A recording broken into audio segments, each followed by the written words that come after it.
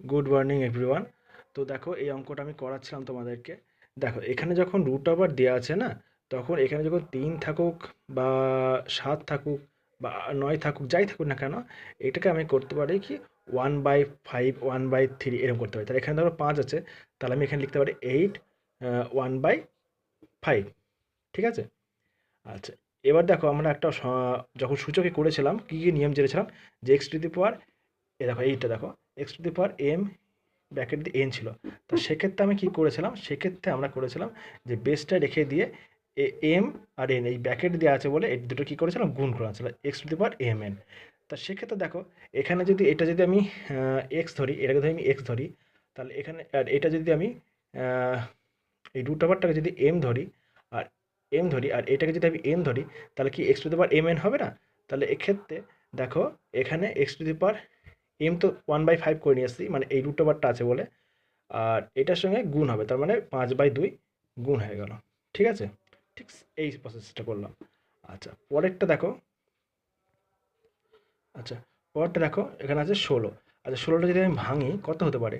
আচ্ছা 16কে যদি আমি ভেঙে নিই, এখানে ভেঙে নিচ্ছি আমি, 16কে আমি ভেঙে নিচ্ছি 2 দিয়ে, তাহলে পাবো 8, 2 দিয়ে করলে পাবো 4, তাই তো?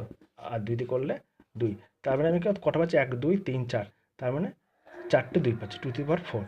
তাহলে এখানে লিখলাম 2 টু দি পাওয়ার 4। ঠিক আছে? আচ্ছা ব্র্যাকেটে রাখলাম এখন।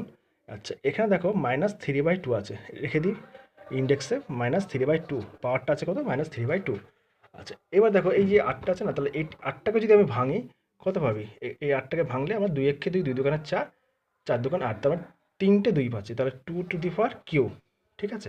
আচ্ছা দেখো এখানে 5 আছে, এই 5 আছে, তার এই 5 কেটে গেল, তাহলে উপরে থাকলো হচ্ছে তোমার 1/2। আচ্ছা 1/2। আচ্ছা এই ব্র্যাকেটটা দেওয়ার কোনো দরকার নেই। হ্যাঁ, এই ব্র্যাকেটটা দেওয়ার কোনো দরকার নেই। আচ্ছা তাহলে 2 two the power 3 into 1/2 into আছে কত, এটা 2, 2 আছে। আচ্ছা 4, তার মানে হচ্ছে এটা কী হবে, X to the power M N গুণ হবে, তাই তো? এক্স টু দি পাওয়ার, এই যে এটা যদি এক্স হয় এটা হবে এম, আর এটা এন, তাহলে X to the M N গুণ হবে।